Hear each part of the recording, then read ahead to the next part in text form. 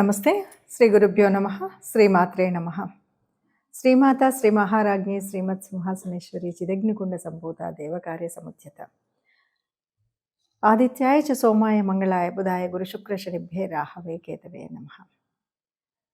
ఫిబ్రవరి మాసం 2026కి మొదటి పక్షం అంటే 1వ తారీఖు నుండి 10వ తారీఖు వరకు ఈ గోచారం ఎలా ఉంటుంది అని తెలుసుకోవడానికి ముందు గ్రహాల స్థితి ఎక్కడెక్కడ ఉంది ఏంటి అన్నది చూస్తే కనుక మనకి మిథునంలో గురుడు ఉన్నాడు, కుంభంలో రాహు ఉన్నాడు, సింహంలో కేతు ఉన్నాడు, అలాగే మీనంలో శని.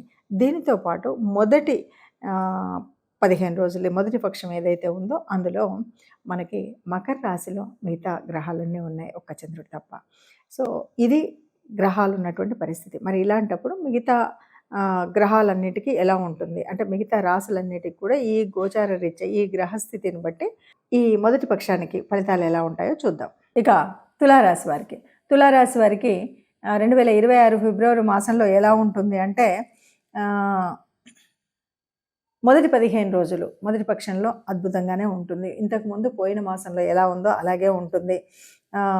అన్ని రకాలైనటువంటి విషయాల్లో బాగానే ఉంటుంది. అయితే ఇక్కడ అర్ధాష్టమ శని 15 రోజు ఉంది. అర్ధాష్టమ కుజుడు 23వ తారీఖు నుండి వస్తాడు. సరే, రవి కూడా అదే పరిస్థితి. ఇప్పుడు ఇలా వెళ్ళడం వల్ల కొంచెం మార్పులు చేర్పుల వల్ల కొంత ఇబ్బందులు అయితే రెండో పక్షంలో కనిపిస్తాయి. ఇక మొదటి పక్షంలో చూస్తే సామాన్యంగా మనం పెద్ద లాభాలు అనేటువంటి విషయం కాకుండా నష్టాలు అని కాకుండా సమస్థితిలో కనిపించేటువంటిది. అంటే ఏ పని ఎలా చేస్తున్నామో ఇంతకుముందు ఎలా ఉందో ఇప్పుడు అలాంటి పరిస్థితి మాత్రమే ఉంటుంది. ఒక ఉద్యోగం కానీ, వ్యాపారం కానీ, ఆర్థిక వ్యవస్థ కానీ, సంతానం కానీ, ఆరోగ్యం కానీ ఏదైనా సరే ముందు ఎలా నడుస్తుందో అదే విధంగా మొదటి పక్షంలో కనిపిస్తుంది. ప్రస్తుతం ఇప్పుడు మనం చూస్తున్నటువంటి గోచారం ఇది ఫలితాలు అని మనం చెప్పడానికి ముందుగా ఒక మాట చెప్పాలి.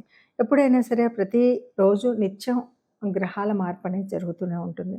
సరే, కొన్ని గ్రహాలు ఒక నెల పట్టొచ్చు, కొన్ని 30 రోజులు, కొన్ని 45 రోజులు, ఇలా మనకు తెలుసు. గ్రహాలు మారుతున్నప్పుడు తప్పనిసరిగా ఆ గ్రహ ప్రభావం అనేది మన మీద పడడం అనేది సహజం. జన్మకుండల్లో ఉన్నటువంటి జాతకాల్లో ఎలా ఉన్నా ఈ గ్రహాలు మారినప్పుడు దాని యొక్క ప్రభావం తప్పకుండా మన మీద ఉంటుంది. కాబట్టి మనం ఎందుకు ఈ 10 రోజులకి, వారానికి, వారం ఎందుకు చూసుకోవాలి? ఈ గ్రహస్థితి, ఈ గోచారం వల్ల వచ్చేదేంటి అన్నది ఆలోచిస్తే కనుక తప్పనిసరిగా మనకు రాబోయే ప్రమాదాలే కాదు, లాభాలే కాదు, మన అసలు మానసిక స్థితి ఎలా ఉంటుంది, దీనికి ఎందుకు మనం ఏదైనా ఒడిదొడుకులు ఉన్నప్పుడు ఏం చెయ్యొచ్చు, ఏ రకమైనటువంటి పరిహారాలు చేసుకోవచ్చు అనేటువంటి విషయం తెలియాలి. కాబట్టి తప్పనిసరిగా గ్రహస్థితిని చూసుకోవాలి. ఇది మొట్టమొదటి విషయం. సరే, అలా అన్నప్పుడు మరి ఈ గ్రహస్థితిలో కొన్ని అంటే మీరు చెప్పారండి, లేదంటే ఇంకెవరు చెప్పినా కూడా మేము చూసినప్పుడు ఒక 15% లేదంటే 30% వరకే మాకు అనిపించింది అనేవాళ్ళు కూడా కొంతమంది ఉన్నారు.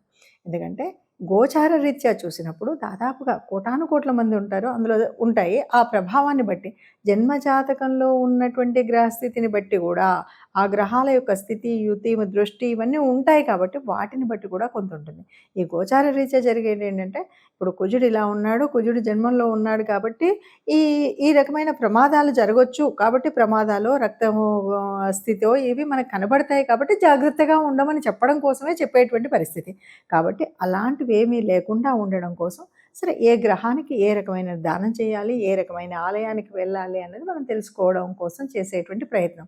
ఇది అవసరమా అనవసరమా అనేటువంటి స్థితిలో ఉన్నవాళ్ళు చూడకపోయినా పర్వాలేదు. కానీ నిజానికి మనకి గ్రహాల ప్రభావం మన మీద పడుతుంది. మనం చేసేటువంటి పుణ్యం, మనం చేసేటువంటి దానం మనకు ఆ ఫలితాన్ని ఇస్తుంది అని నమ్మినటువంటి వాళ్ళు తప్పనిసరిగా మనం చూసుకునేటువంటి జాతకాలని కానీ, గోచారం యొక్క ఫలితాలను కానీ తప్పకుండా తెలుసుకోవాలి. దానివల్ల ఉపయోగం ఉందా అంటే ఉంటుంది. ఎందుకు, ఎలా ఉంటుంది అంటే ఇంతవరకు మనం ఎదురు చూస్తున్నటువంటి ఎన్నో రకాల ప్రయాణాలు ఉండొచ్చు, ఎన్నో రకాల విదేశీయానం కోసం ఎదురు చూస్తూ ఉండొచ్చు. మరి 12లో ఉన్నటువంటి గ్రహ సంచారం అంతా కూడా దానికి అనుకూలంగా ఉన్నది. ఆ సంగతి తెలియక మనం ఇప్పుడు ప్రయత్నం చేయకపోతే ఆ అవకాశం కోల్పోయేటువంటి పరిస్థితి ఉంటుంది. అలాగే కొన్ని ప్రమాదాలు పొంచి ఉన్నప్పుడు కాస్త జాగ్రత్తగా ఉంటే ఆ ప్రమాదాల నుండి తప్పుకునేటువంటి అవకాశం ఉంటుంది. అందుకని మంచికైనా చెడుకైనా గ్రహస్థితి అనేది మనకు తెలియాలి. కాబట్టి తప్పనిసరిగా గోచారరీత్యా ఉండాలి. ఇక్కడ ఒక విషయం, ఎవరు చెప్పినా దాదాపు గ్రంథాల్లో నుండి చెప్పినప్పటికీ కొద్దిగా పరిశీలన, అనుశీలన అనేది అనుభవాన్ని బట్టి వస్తుంది.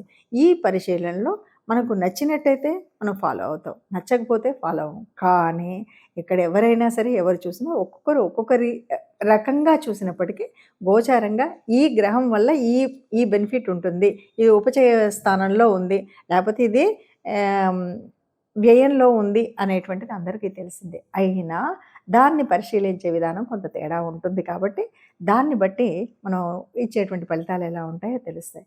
ఒక్కటి ఏది ఏమన్నా అందరూ సుఖంగా ఉండాలని, ఆ సుఖంగా అందరూ సుఖంగా సంతోషంగా ఉండాలి. మరి అలా అందరూ సుఖ సంతోషాలతో ఉన్నప్పుడు అందులో మనం కూడా ఉండాలి అని అనుకుంటూనే చెప్పేటువంటిది ఈ జ్యోతిష్యంలోని స్థితి.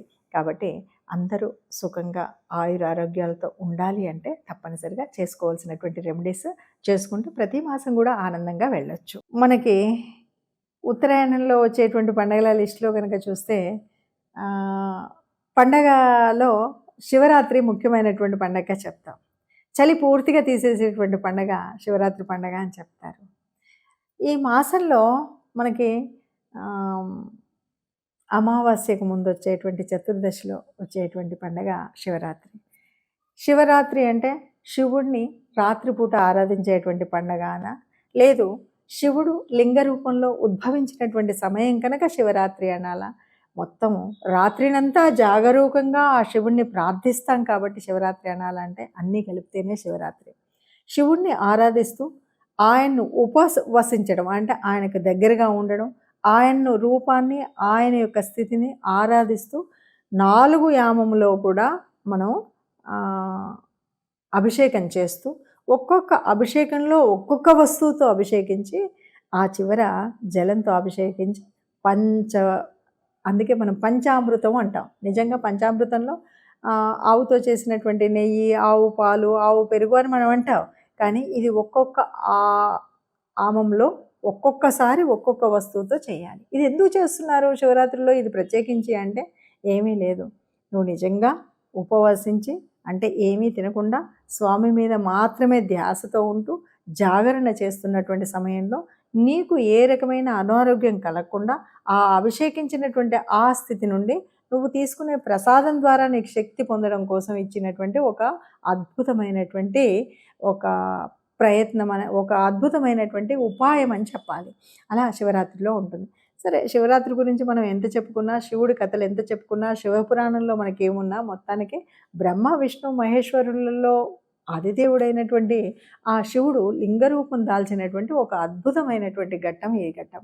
లింగ రూపాన్ని దాల్చడానికి కూడా కారణం ఎవరు అంటే మళ్ళీ బ్రహ్మ విష్ణువులే నేను ముందు అని కొట్లాడుకుంటున్నప్పుడు ఎవరు ముందో తెలుసుకోవడానికి ఆది అంతం లేకుండా ఎదిగినటువంటి ఆ లింగ రూపం ప్రతీక. అందుకంటే నేను అన్నది కాదు, అందరినీ లయం చేయగలిగినటువంటి వాడు. మరి శివుడి గురించి ఎన్ని కథలు ఎంత చెప్పినా కూడా ఏవైనా చెప్పుకోవచ్చు. శివపురాణాన్ని అందులో ఉన్న శివభక్తుల కథలు ఒక్కొక్కటిగా చెప్పుకున్నా శివుడు పాపం బోలాశంకరుడు. నీకు భక్తి ముఖ్యం కానీ నీకు ఎలా ఉన్నా పర్వాలేదన్నాడు. తిన్నని భక్తిని ఆయన స్వీకరించాడు. అలాగే అద్భుతమైనటువంటి 3 పూటల స్నానం చేసి సంధ్యావందనాలు చేసేటువంటి పూజని స్వీకరించాడు. ఆఖరికి శ్రీకాళహస్తిలో ఉన్నటువంటి పాము, సాలెపురుగు లాంటి వాటి యొక్క ప్రేమను కూడా, వాళ్ళ యొక్క భక్తిని కూడా స్వీకరించగలిగినటువంటి వాడు శివుడు. అంతెందుకు, శివుడు అంటేనే బోలాశంకరుడు అన్నాం, గరులకంఠుడు అన్నాం. ఎవరు ఏది అడిగితే అది ఇచ్చింది కాకుండా ఈ విశ్వం అంతా కూడా నాశనం అవ్వకుండా ఉండడం కోసం ఆ సంద్రంలో నుండి వచ్చిన ఆలాహలాన్ని గరళ కంఠంలో కట్టి పెట్టగలిగినటువంటి శక్తి ఉన్నటువంటి వాడు. తన బిడ్డలందరూ సుఖంగా ఉండాలి అన్నటువంటి వాడు. అంతేకాదు తన భార్యకు సగభాగాన్ని ఇచ్చినటువంటి అర్ధనారీశ్వరుడు బోలాశంకరుడు. ఏ రాక్షసుడైనా ఎవరైనా ఎప్పుడు ఏది అడిగినా వాళ్ళకు తపస్సు చేశాడంటే వరం ఇచ్చినటువంటి శంకరుడు బోలాశంకరుడు. మరి అలాంటి శంకర తత్వాన్ని తెలుసుకోవడం కోసం, శివ తత్వాన్ని తెలుసుకోవడం, శివ పూజ ఎలా ఉంటుంది అంటే ఆ లింగాకారంలో ఉన్నటువంటి నేను ఏ ఆకారము నాకు లేదు, ఆది అంతం నాకు లేదు, అయినా సర్వాంతర్యామినైనట్టు నన్ను మీరు ఎక్కడ ఆరాధిస్తే అక్కడ మీకు ప్రేమను కురిపిస్తాను మీకు అని ఆయన కృపను అందించినటువంటి పండగ శివరాత్రి. మరి ఆ శివరాత్రిని చక్కగా మనస వాచ కర్మణ మనం మన పద్ధతిలో చేసుకుంటూ మన సంస్కృతిని, సంస్కారాన్ని కాపాడుకుందాం. ఈ మధ్య కొందరు అడిగినటువంటి ప్రశ్నలకు నాకు చాలా వింతైనటువంటి ఆలోచనొచ్చింది. ఎందుకంటే మనం పెళ్ళిళ్ళు అనగానే ఎవరైనా పిలిస్తే పెళ్ళిళ్ళకి వెళ్ళినప్పుడు తప్పనిసరిగా వాళ్ళ కార్డొచ్చింది మొదలు మన ఆలోచన విధానం మారుతుంది. ఎట్లా ఉంటుంది అంటే, ఆ రోజు ఎలా వెళ్ళాలి? ఏ చీర కట్టుకోవాలి? ఏ సొమ్ములు వేసుకోవాలి? ఎవరితో వెళ్ళాలి? ఎప్పుడు వెళ్ళాలి? ఎప్పుడు రావాలి? ఇంత ప్రణాళికుంటుంది. ఇన్ని ప్రణాళికలున్నప్పుడు ఒక్క విషయాన్ని మర్చిపోతున్నాం. మన ధర్మంలో చెప్పిందేంటంటే, సుఖం కంటే కష్టానికి తప్పనిసరిగా వెళ్ళాలి. అదే విధంగా వాళ్ళకి కష్టమొచ్చినప్పుడు పొరపాటున మనం అనుకున్నటువంటి శుభకార్యం కాకుండా ఒక అశుభం జరిగింది. వాళ్ళ ఇంట్లో ఒక చావయింది. ఈరోజు వెళ్ళాలంటే, అమ్మో! ఈరోజు మంగళవారం, ఈరోజు శుక్రవారం, అసలే మొగుడు చచ్చిపోయాడు. ఇలాంటి ఆలోచనతో చాలామంది విషయాలు నేను ఈ మధ్య కాలంలో అడిగే ప్రశ్నలు కూడా ఇలాగున్నాయి. నిజానికి కష్టం వచ్చినప్పుడు వెనువెంటనే స్పందించడం మానవ లక్షణం. ఇది లక్షణం మొట్టమొదటిది. ఇక రెండవది, నువ్వు పెళ్ళిలో ఎంత వాళ్ళు వైభవంగా ఉన్నప్పుడు నువ్వు పెద్ద పంచుకోవాల్సినటువంటిదేం లేదు. కానీ కష్టంలో ఉన్నప్పుడు చేదోడుగా ఉండడం. వాళ్ళకి పెద్దగా మన డబ్బు అక్కర్లేదు. మాట సాయం చాలు. మనం కష్టంలో ఉన్న వాళ్ళ దగ్గరికి వెళ్ళి పలకరించడం అనేటువంటిది చాలా ముఖ్యమైనటువంటి విషయం. దయచేసి చాలామంది చూస్తున్నాం. వాళ్ళు పెద్దవాళ్ళు తెలిసి తెలియక చేసేవాళ్ళు కొంతమంది ఉంటే, దాన్నే అలవాటుగా ఆచారంగా తీసుకొని, అమ్మో! ఈరోజు శుక్రవారం అంట వెళ్ళకూడదు. ఈరోజు మంగళవారం అంట వెళ్ళకూడదు. ఈరోజు తిథి బాలేదు. ఈరోజు అష్టమి, ఈరోజు నవమి. ఇవన్నీ కూడా ఏం కాదు. మానవత్వం ముందు ఇవేవి కాదు.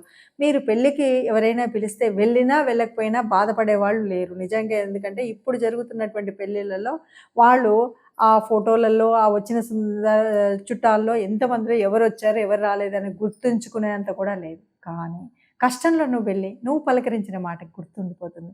ఆ కష్టంలో సానుకూలమైనటువంటి మాటలు వాళ్ళకి చాలా అవసరం. దయచేసి ఇలాంటివి ఆలోచించకుండా సుఖంలో వెళ్ళడం మానేసినా పర్వాలేదు, కష్టంలో వెళ్ళండి. కష్టంలో తప్పనిసరిగా వెళ్ళండి. ఇంకొక విషయం, ఆ కష్టపడేటువంటి వాళ్ళు నిజంగా డబ్బున్న వాళ్ళు ఉంటే సంతోషం. మనము డబ్బులు ఇవ్వకపోయినా పర్వాలేదు.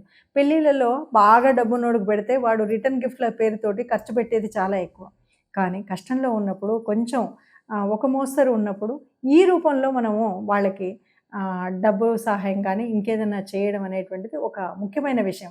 అందుకే పూర్వపు రోజుల్లో అలాంటివన్నీ ఉండేవి. వాటిని మార్చుకుంటూ ఇప్పుడు మనము మన ఇష్టానుసారంగా చేసుకొని మనం కొత్త కొత్తయి అవసరానికి నిజంగా మనం బొట్టు పెట్టుకున్నామా, గాజులేసుకున్నామా, చీర కట్టుకున్నామా అన్నది మర్చిపోయాం గానీ, ఇలాంటప్పుడు మాత్రం మళ్ళీ అన్నీ గుర్తొచ్చి, అయ్యో! ఆవిడకి బొట్టు లేదు, నేను బొట్టు లేకపోతే మనం రోజేమన్నా బొట్టు పెట్టుకుంటున్నామా? మూడొంతుల మంది స్టిక్కర్‌లతోటి తిరుగుతున్నారు గదా! ఇవన్నీ ఒక అనాగరికమైనటువంటి విషయాలను మనసులో పెట్టుకొని, వాటిని ఒక కొత్త రకమైనటువంటి మనసును బాధపెట్టే విషయాలు కాకుండా, కొద్దిగా మనుషుల్లాగా ఆలోచిస్తూ ముందుకు వెళ్ళాలి. కష్టంలో ఉన్న వాళ్ళని పలకరించడం మంచి పద్ధతని గుర్తించాలి.